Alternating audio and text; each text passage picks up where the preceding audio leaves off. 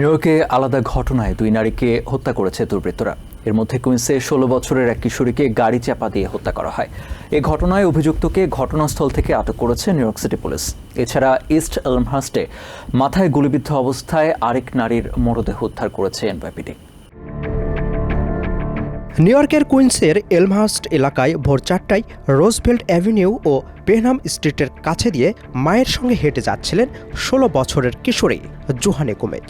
এ সময় পাশের সড়কের গাড়ি থেকে কিশোরীকে লক্ষ্য করে অশ্লীল মন্তব্য করেন 38 বছরের এক যুবক।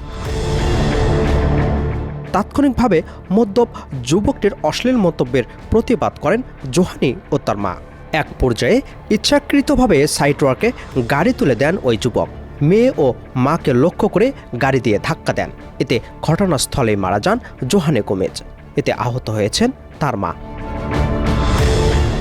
খবর পেয়ে দ্রুত ঘটনাস্থলে পৌঁছায় পুলিশ। এ সময় অভিযুক্ত পালানোর চেষ্টা করলে গাড়িসহ তাকে আটক করা হয়। সে সাথে আহত নারীকে উদ্ধার করে হাসপাতালে ভর্তি করে তারা। এ ঘটনায় গোটা এলাকা নিরাপত্তার আওতায় নিয়ে আসা হয়েছে। পাশাপাশি ঘটনাস্থলের আশপাশের সিসিটিভির ফুটেজ সংগ্রহ করে তদন্ত করছে পুলিশ। একই সঙ্গে পুলিশের পক্ষ থেকে স্থানীয়দের সতর্ক থাকার পরামর্শ দেওয়া হয়েছে।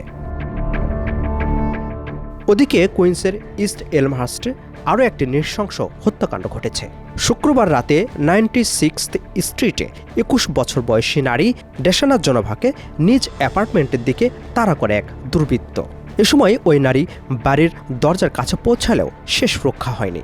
হামলাকারী তার মাথা লক্ষ্য করে কয়েক রাউন্ড গুলি ছোড়ে। এতে ঘটনাস্থলে মারা যান ডেশানা জোনাভা।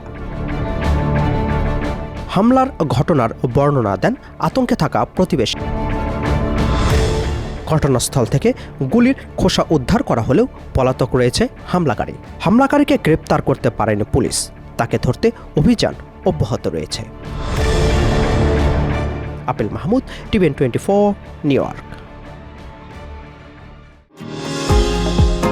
নিউ ইয়র্ক থেকে সম্প্রচারিত টিভিএন 24 টেলিভিশন বিশ্বজুড়ে বাঙালির কণ্ঠস্বর।